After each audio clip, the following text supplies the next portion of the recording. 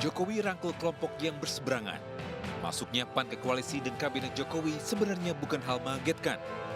Sejak awal, partai berlambang matahari terbit ini memang disebut-sebut akan merapat ke koalisi pemerintah. Apalagi, Jokowi di periode kedua ini cenderung merangkul kelompok-kelompok yang berseberangan secara politik. Masuknya Partai Gerindra dan Prabowo Subianto ke koalisi pemerintah menjadi bukti paling kuat. Masuknya PAN ke koalisi juga akan disertai reshuffle kabinet. Dengan posisi Menteri Koordinator Bidang Pembangunan Manusia dan Kebudayaan, Menko PMK atau Menteri Perhubungan yang secara historis, PAN memiliki rekam jejak di dua posisi tersebut. Akankah reshuffle dilakukan dalam waktu dekat? Bagaimana kinerja kabinet Jokowi saat ini? Kita akan kupas lengkapnya di Indonesia Bijak.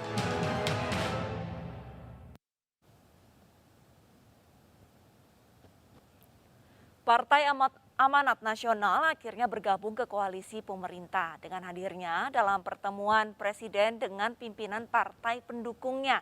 Bergabungnya PAN ke koalisi pemerintahan Jokowi ditengarai akan diikuti dengan adanya terjadinya reshuffle kabinet dalam waktu dekat. Bersama saya Arlisa Hadi, kita akan berbincang lebih jauh terkait parpol tatap menteri. Dan saat ini di studio sudah kehadiran narasumber via Zoom call. Langsung saja kita sapa, ada Bang Saleh Daulay, politisi dari PAN. Selamat malam Bang Saleh. Selamat malam, Mbak. Ya, selain Bang Saleh juga ada Bang Mardhani Alisera, politisi dari PKS. Selamat malam Bang. Malam. Oke, kita ke Bang Saleh terlebih dahulu. Bang, ini beredar kabar nih, adanya isu reshuffle dalam jangka waktu dekat. Ini tanggapannya seperti apa Bang? Ya, pertama soal reshuffle itu secara konstitusional itu adalah hak prerogatif Presiden. Jadi tentu sebagai hak prerogatif Presiden, kita tidak punya hak untuk melakukan intervensi terkait dengan itu. Dan tentu termasuk diantaranya bagaimana Presiden menyusun komposisi kabinetnya itu juga sepenuhnya adalah hak dan kewenangan dari Presiden. Jika ada isu yang mengatakan bahwa dalam waktu dekat ada reshuffle, maka tentu sekali lagi ya kita serahkan kepada Presiden kapan itu akan dilakukan, siapa yang akan menggantikan, apa posisi yang akan digantikan, dan seperti apa formulasi yang nanti diinginkan oleh Presiden dalam rangka memperkuat basis pelayanan pemerintah kepada masyarakat, terutama di tengah situasi pandemi yang sampai hari ini belum selesai. Dan tentu Presiden sendiri yang menentukan seperti apa dan sebesar apa gerbong dari kabinet yang ada saat ini yang bisa membantu beliau dalam menuntaskan berbagai macam tugas-tugas yang dibebankan kepada beliau dan juga pada kabinetnya. Ya benar sekali sih Bang Saleh, kalau misalkan untuk reshuffle ini memang hak prerogatif dari Presiden Joko Widodo. Lantas dengan adanya PAN bergabung nih, Bang Saleh, ini apakah ada kemungkinan kalau misalkan memang jika kedepannya terjadi reshuffle dari teman-teman dari PAN mungkin menyodorkan nama atau mungkin ada nama yang diunggulkan? Terkait dengan apakah nanti PAN akan diberikan kursi untuk memperkuat kabinet Presiden Jokowi, tentu ya kami tidak bisa memprediksi dan katakanlah mengatakan kami akan dapat ini dan itu. Karena apa? Karena sejak awal memang ketika kita diminta untuk masuk di dalam koalisi ini, ya kita tidak juga meminta katakanlah harus dapat menteri atau tidak dapat menteri. Sekali lagi, ini juga masih berkenaan dengan hak dan kewenangan dari Presiden. Tentu jika diminta untuk katakanlah membantu Presiden dalam hal mengurus masyarakat kita, ya Partai Amanat Nasional tentu akan merasa senang ya. Kenapa? Karena bisa langsung berkontribusi bersama dengan partai-partai yang sudah ada terlebih dahulu di dalam koalisi pemerintah. Dan karena itulah maka tentu kalau ditanya apakah ada calon-calon yang bisa diusung oleh Partai Amanat Nasional, ya tentu di PAN itu banyak sekali ya kader-kader kita yang siap untuk didistribusikan dan diberi amanah untuk membantu Presiden. Hanya saja sampai sekarang kita kan belum tahu kira-kira posisi apa yang akan ditawarkan kepada Partai Amanat Nasional, dan karena itu kita tidak bisa juga menunjuk seseorang yang pas untuk menempati posisi tersebut, karena posisinya saja kita belum tahu. Andai kata kita sudah tahu posisi yang akan ditawar oleh presiden, tentu di sana kita bisa melakukan assessment terhadap orang-orang yang tadi saya katakan yang pas untuk mengisi posisi-posisi yang akan diisi katakanlah dari Partai Amanat Nasional tersebut. Baik, Bang Saleh, untuk dari PAN-nya sendiri bergabung menjadi koalisi ini sebenarnya kan sudah dicium oleh beberapa pengamat seperti itu ya. Lantas kenapa baru saat ini? Apa alasan yang paling mendasar dari PAN, darinya oposisi terus menjadi koalisi, kenapa baru sekarang, Bang? Pertimbangannya apa? Pertama ya saya harus meluruskan istilah oposisi dan koalisi ya, karena tahu saya dalam literatur kita berdemokrasi Indonesia itu nggak ada istilah yang katakanlah oposisi kemudian juga koalisi. Justru malah yang koalisi sekalipun itu kalau di parlemen, di DPR, mereka juga memberikan kritik, saran, masukan, dan bahkan kadang-kadang saran dan masukan itu juga agak tegas ya disampaikan. Dan begitu juga yang oposisi. Oposisi juga tidak ada yang katakanlah mentah-mentah semua kebijakan ditolak. Jika kebijakannya benar, kemudian dianggap bermanfaat untuk masyarakat luas, maka yang katanya dianggap oposisi sekalipun itu banyak juga yang mendukung katakanlah pemerintah. Misalnya katakanlah bantuan-bantuan yang diberikan secara langsung kepada masyarakat, itu partai apapun di DPR ini pasti akan setuju. Kenapa? Karena kita menganggap bahwa apa yang dilakukan pemerintah itu dalam konteks bagaimana memberdayakan masyarakat. Nah kalau konteksnya memberdayakan masyarakat, maka tentu kita akan dukung. Selama ini posisi Partai Amanat Nasional juga itu adalah pada posisi di mana berupaya untuk memberikan dukungan kepada pemerintah. Dukungan itu bisa dalam bentuk kritik, saran, masukan.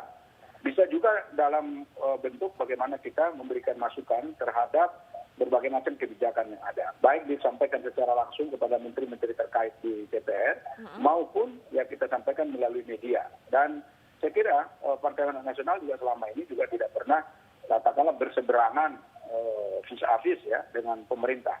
Dan karena itu saya katakan ketika kita misalnya sekarang ditawarkan untuk bergabung, memperkuat komposisi di kabinet, ya tentu ini adalah kesempatan bagus bagi Partai Amanat Nasional untuk bisa berkiprah lebih luas dalam rangka mengawal bagaimana agar pemerintahan Jokowi ini bisa betul-betul memberikan sesuatu yang baik bagi kepentingan masyarakat luas. Baik, sekarang kita ke Bang Mardhani. Bang, boleh Bang tanggapannya Bang? Yang mana nih? Tanggapan PAN yang darinya oposisi menjadi koalisi, seperti apa tanggapannya Bang? Yang pertama, tiap partai punya hak untuk membuat keputusan mandiri. Kami menghargai semua pihak yang buat keputusan, walaupun demokrasi itu memerlukan check and balance. Yang paling ideal antara koalisi dan oposisi itu berimbang, sehingga ada check and balance, ada desa, antitesa, ketemu sintesa ya. Tetapi memang kita melihat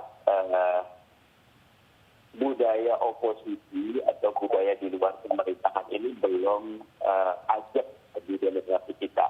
Ini yang perlu kita tumbuhkan, kembangkan agar persepsi bahwa menjadi oposisi atau di luar pemerintahan juga bagian dari membangun bangsa, karena sistem politik yang sehat biasanya sistem politik yang dikontrol dengan ketat, di mana aspirasi masyarakat mendapatkan haknya, bukan cuma aspirasi elit. Dan untuk itu keberadaan partai di luar pemerintahan adalah sebuah keniscayaan. Insya Allah Partai Keadilan Sejahtera istiqomah di barisan oposisi. Tapi memang oposisi tidak bisa kampanye ya. Karena itu kami akan terus bersuara untuk menjaga pemerintah. Karena power tend to corrupt dan absolute power corrupt absolutely. Begitu. Baik, Bang tadi juga sempat disampaikan kan kalau misalkan menjadi oposisi itu juga bukan berarti melawan pemerintah, tapi juga bisa mendukung dari program-program pemerintah. Lantas dari pihak oposisi, Bang Mardhani melihat kabinet kerja Jokowi periode kedua ini seperti apa? Apakah sudah memuaskan atau justru kurang atau menurun atau bagaimana Bang? Ada beberapa hal yang membaik, ada yang baik dan ada yang kurang. kasus penegakan hukum, apalagi ditambah dengan sedih sekali bencana kematian 41 warga binaan, buat saya menjadi rapor merah bagi aspek politik ya, karena kita melihat ketidakadilan masih sering digunakan, aspek hukum tajam ke atas, tajam ke bawah tapi timbul ke atas masih sering disuarakan.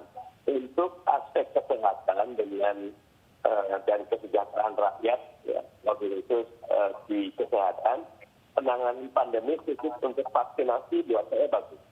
Kita top 5, 5 negara, di antara 5 negara tertinggi yang non-produsen vaksin. Buat saya vaksinasi bagus, tetapi penanganan pandemi yang selalu berorientasi kepada ekonomi itu seringkali malah bumerang. Ini catatan buat Kementerian di bidang ekonomi. Apalagi kalau kita melihat pertumbuhan ekonomi kita yang melonjak di tahun kedua ini sebetulnya itu bagian dari siklus. Perlu untuk hati-hati karena kita melihat berbagai industri dalam negeri justru tidak berkembang. Apresiasi juga kepada Kementerian Luar Negeri ya, yang memang mampu untuk melakukan peran diplomasi dengan baik sehingga walaupun kita bisa memberikan vaksin merah putih kita belum segera keluar, tetapi ketersediaan vaksin kita sudah beragam. Walaupun ini bukan kerja satu orang. Begitu. Oke, ada yang semakin meningkat, memperbaiki kinerjanya, ada juga yang menurun. Lantas ini adanya isu reshuffle dari Bang Mardhani sendiri ini, menurut Bang Mardhani sudah sesuaikah? Maksudnya apakah harus dilakukan reshuffle atau tidak? Saya melihatnya Pak Jokowi ini bukan baru berkuasa. Beliau sudah tahun ke-7 kalau begitu dari 2014 ya.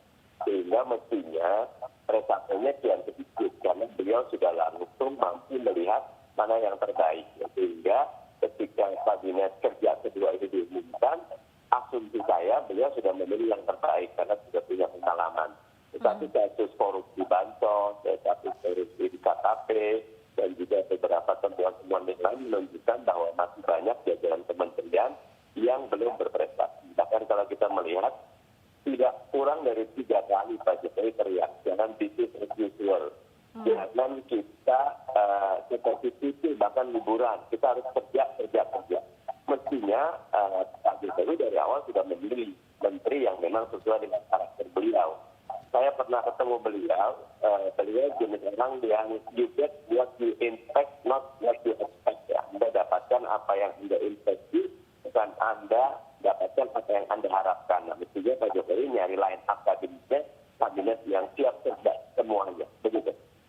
Oke, berarti kurang lebih Bang Mardhani setuju dengan adanya reshuffle?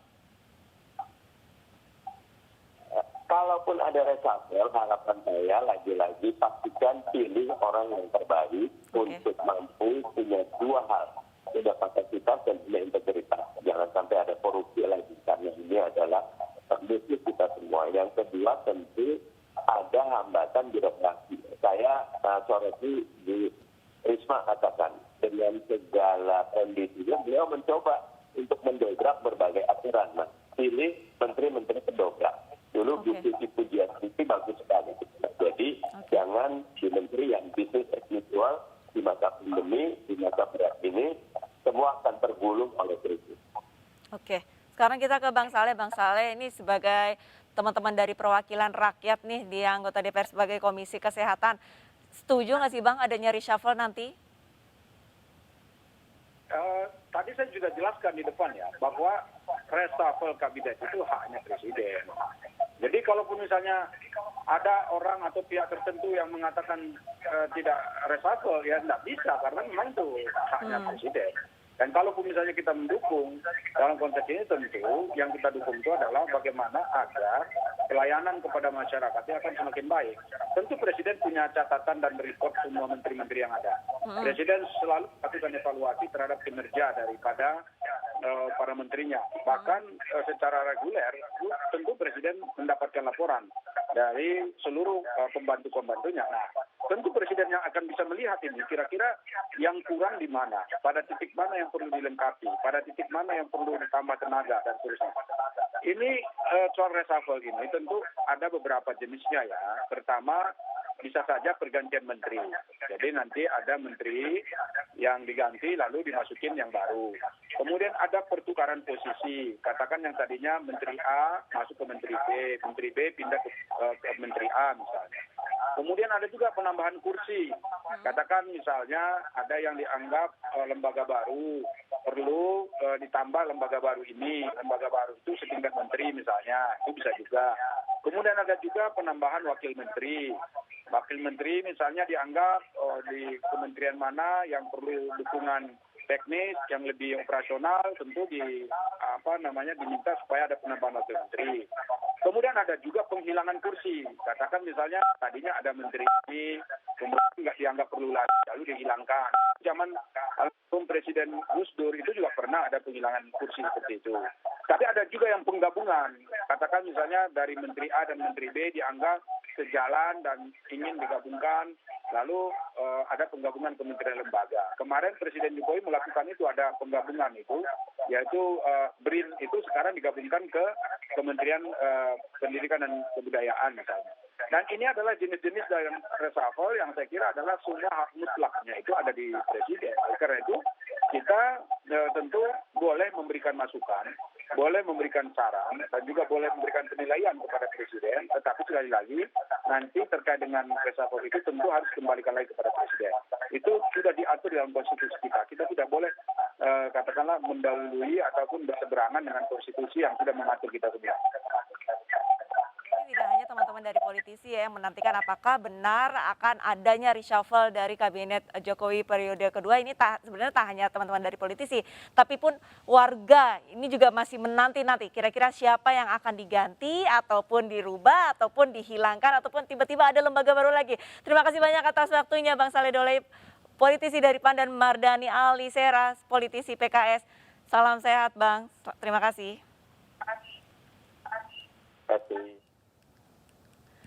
Ya pemirsa, untuk tema diskusi Indonesia Bicara masih akan kita lanjutkan di segmen berikutnya, tetaplah bersama kami.